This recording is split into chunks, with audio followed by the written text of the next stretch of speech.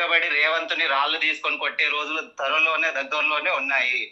ఇంకెక్కడో కాదు, కోడంగల్ కాన్స్టిట్యున్సీ నుంచి అది మొదలవుతుంది. ఏమనుకుంటున్నాడు, ఎక్కడి నుంచో కల్వకుర్తి నుంచి వచ్చి ఇక్కడ వలస వచ్చిండు, మళ్ళీ వాని తట్టా పుట్టా చదువుకొని మళ్ళీ. డెమోక్రసీ గురించి తెలుసారా? ఫండమెంటల్ రూల్స్ గురించి. ఏ మనిషికి ఎక్కడ పౌరసత్వం ఉన్నా, ఎక్కడి నుంచి ఎక్కడొచ్చినా బ్రతికే రైట్ ఉంటుంది. వచ్చిండు అంటే వచ్చి మీరేమన్నా ఇచ్చినారా?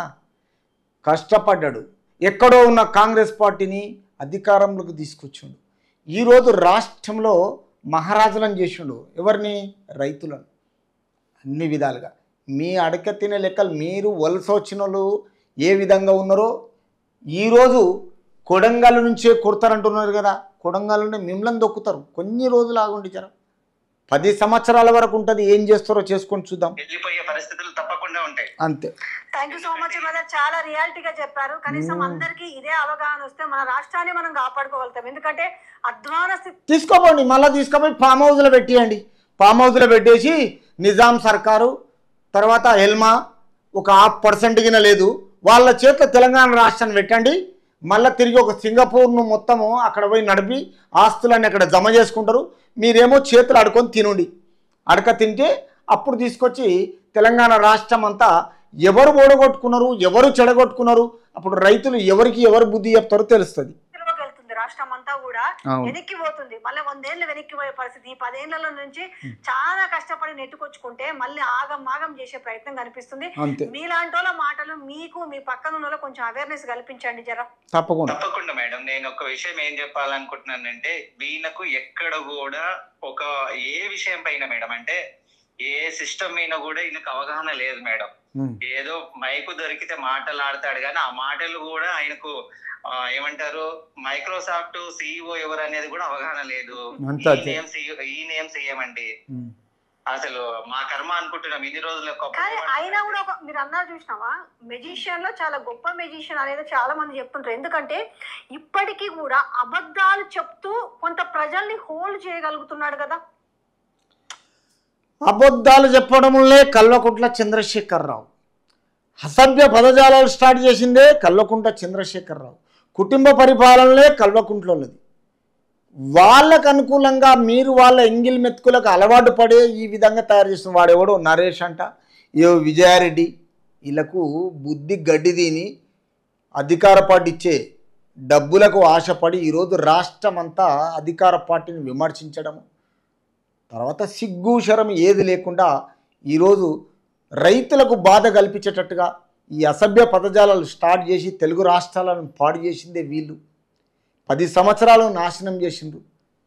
తిరిగి మళ్ళీ ఈరోజు వాళ్ళ ఫేవరబుల్గా ఇట్లాంటి క్రియేట్ చేస్తున్నారు.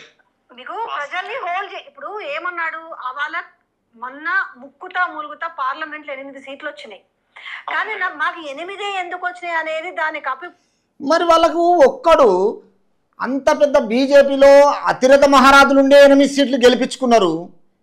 మరి ఈయన పాదయాత్ర చేసిండా లేకపోతే బస్సు యాత్ర చేసిండా? మరి ఈయన కష్టపడితే ఒక్కటి రాలేదు. మీ కోఆపరేషన్ చాలా ఉండేది కదా.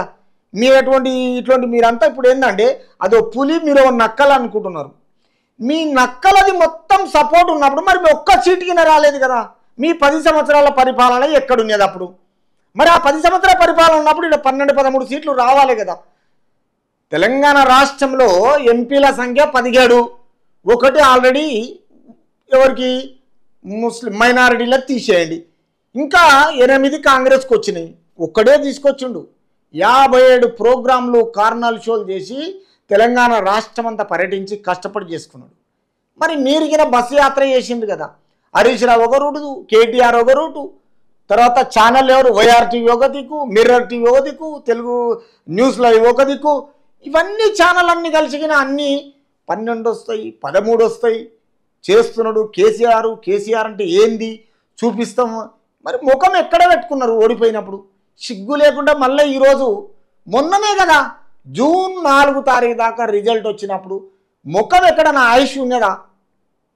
మీ గతి లేని ముఖాలు, ఓడిపోయిన ముఖాలు, ప్రజలు మిమ్మల్ని ఎక్కడ దొక్కాలనో అక్కడ దొక్కిండ్రు.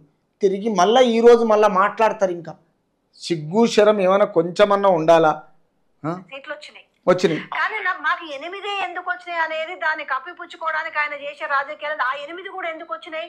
ఇందాక ఒక వీడియో ప్లే చేసిన ఆయన ఎన్ని ప్రమాణాలు చేసిరు చెప్పు. దేవుళ్ళ మీద ప్రమాణాలు చేసిరు, వాళ్ళ ఇంట్లో మీద ఎవరి మీద ప్రమాణాలు చేసి ఉంటే దాని ఎఫెక్ట్ కనపడు. దేవుడే కదా నాకెందుకులే అదేదైనా ఉంటే రాష్ట్రంకి కొడుతుందేమో అవసరం అనుకుంటున్నాడేమో, పాపం కొడుతుంది కదా దేవుళ్ళ. అంతే అంతే చాలా చెప్పిన రీతి. కానీ అది ఏదో రకంగా చూపిస్తున్న విషయం మన పాప రైతులను ఉసురు పెడుతున్నాడు కదా. అడగలేదు పాపం, రైతులు ఎవరు అడగలేదు, మాకు ఇది చేయండి అడగలేదు, కానీ ఆశ పెట్టించిండు కదా. పెట్టించిండు మేడం. అంతే. నేను ఒకటి చెప్పాలనుకున్నది ఏంటంటే మేడం అని అంటే, రైతులను కడుపు కొట్టినోడు ఎప్పుడు ఆ చరిత్రలో బాగుపడినట్టుగా లేదు మేడం.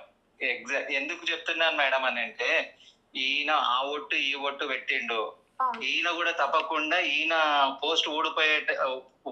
అరే ఊడిపోయే పోస్ట్ కాదురా అది, నీ ఏజ్ ఎంతనో ఒక్కసారి ఆలోచన చేయి.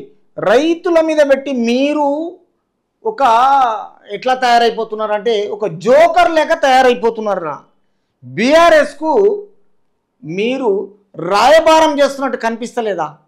ఈ కరెక్ట్గా ఈ తట్టబుట్ట సర్దుకో అనడానికి బీఆర్ఎస్ అంటుందా, మీరు అంటున్నారా? ఎవరు చదువుకోవాలి? 10 సంవత్సరాలు చేసిన వాళ్ళు సర్దుకున్నారు కదా, పోయి పండుకున్నారు కదా ఎవరు జాగలాలు. అంటే ఈరోజు మళ్ళీ మీరు ప్రజలలో తిరగడానికి ఇదొక కొత్త డ్రామా. లేకపోతే మేము ప్రజలు రానియరు, మీరు సంపాదించుకున్నాయని గుంజుకుంటారు. అందుకే ఈరోజు కొత్త కొత్త డ్రామాలన్నీ ఆడడం కామన్ అయిపోయింది. తర్వాత కొడంగల్ నుండే నీ పతనం, అక్కడి నుంచి గెలిస్తేనే కదరా మిమ్మల్ని దాన్ని మొత్తం ప్రజలు. కొంచెమన్నా సిగ్గులేదు ఇప్పుడు. తర్వాత ఇంకేమంటుంది, గుక్క తిప్పుకోకుండా దీనికి అర్థం ఏమైనా ఉండాలి. ఏం చదువుకున్నదో అమ్మగారు, ఈమెకు స్పష్టంగా ఏం చదువుకున్నారో అది అడగాలి. తర్వాత ఇదేంది, చెడుగుడు ఆడుకున్న కొడంగల్ వాసి, వాడు కొడంగల్లోడు ఆడు. కొడంగల్ అంత దమ్మున్నదా? తిరుపతి రెడ్డి ముంగల ఈ కుప్పగంతులు వేసేంత దమ్ముందా ఆయనకి? చెప్పుండి. కేవలం ఏంటంటే కేటీఆర్ డ్రామాని తెలంగాణ రాష్ట్రం అంతా కనిపిస్తున్నది. మీరు ఎన్ని కథలు చేసినా మీకు టైం దగ్గర పడదు. తప్పకుండా ఈయన పోస్ట్ తప్పకుండా ఊడిపోతుంది. దానికి నేను ఒట్టు పెడుతున్నా. ఖచ్చితంగా రేవంత్ పోస్ట్ ఊడే రోజు దగ్గరలోనే ఉంది. ఎందుకనంటే ఈయన పాలన, ఈయన వ్యవహారము వాళ్ళకే నచ్చడం లేదు. దాన్ని ఏం చేస్తుండనంటే తన తప్పుని కప్పిపుచ్చుకోవడానికి, తన పరిస్థితుల్ని కప్పిపుచ్చుకోవడానికి డైవర్ట్ పాలిటిక్స్ చేస్తుండే. అంటే కేసీఆర్ గవర్నర్ అవుతున్నాడు, మినిస్టర్ అవుతున్నాడు. అంటే ఏం చేయాలి మరి? ఇప్పుడు మీడియా ఎట్లాగూ నిజం ఉన్నా అబద్ధం ఉన్నా మీడియా రాసే పరిస్థితి లేదు. రాస్తున్నావు కదా ఇడా తమిళం రాసినావు కదా. మీడియా తప్పుడు పనులు తప్పుడు తమిళను పెట్టి రాస్తున్నావు కదా.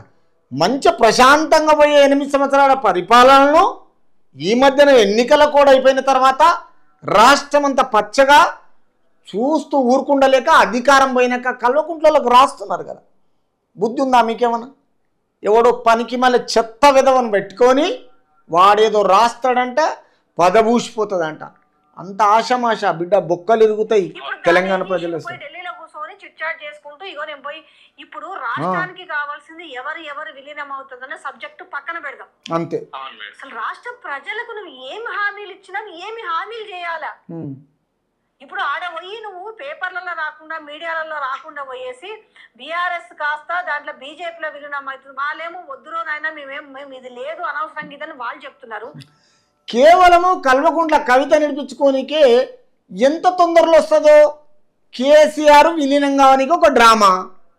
నిన్న డేట్న రక్షాబంధన్ రోజు కవిత రాఖీ కట్టకుండా మిగిలిపోయినందుకు కేటీఆర్ డ్రామా.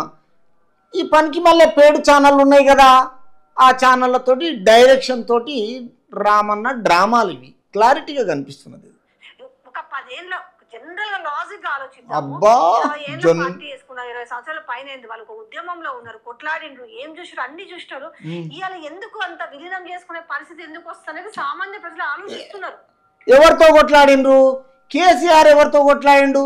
తెలంగాణ రాష్ట్రంలో మంచోళ్ళను పక్కకు జరిపి చేయి పెట్టి మొత్తం పండబెట్టేసిండు అందరినీ, పైకి లేవకుండా. అమెరికాలో ఉన్న రెడీమేడ్ పరిపాలన తీసుకొచ్చి కేటీఆర్ వచ్చిండు, బ్యూటీ పార్లర్ నడిపే కవిత వచ్చింది, ట్రంక్ పెట్టే పట్టుకొని స్లిప్పర్స్ మీద నడిచిన హరీష్ రావు మైనంపల్లి హనుమంతరావే క్లారిటీగా అన్నాడు కదా. మరి వాళ్ళు ఎవరితో కొట్లాడినరు? చచ్చిపోయేటోళ్ళకు అగ్గిపెట్టి ఇవ్వకుండానా?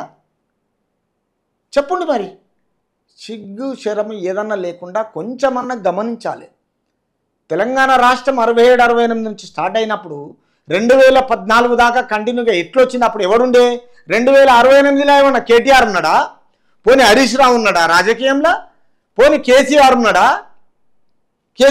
చెప్పండి. ఎవరు లేరు కదా.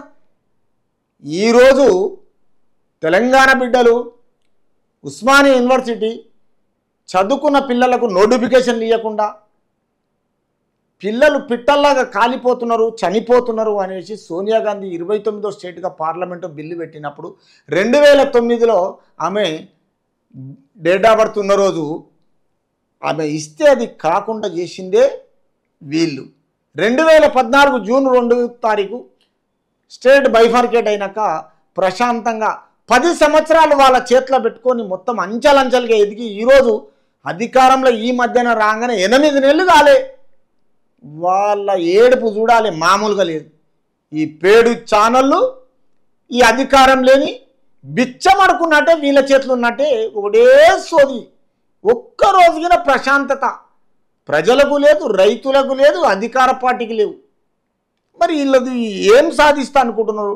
జీవితాంతం ఎల్లకాలం వీళ్ళే ఉంటారా, లేకపోతే అడుకొచ్చుకున్నారా?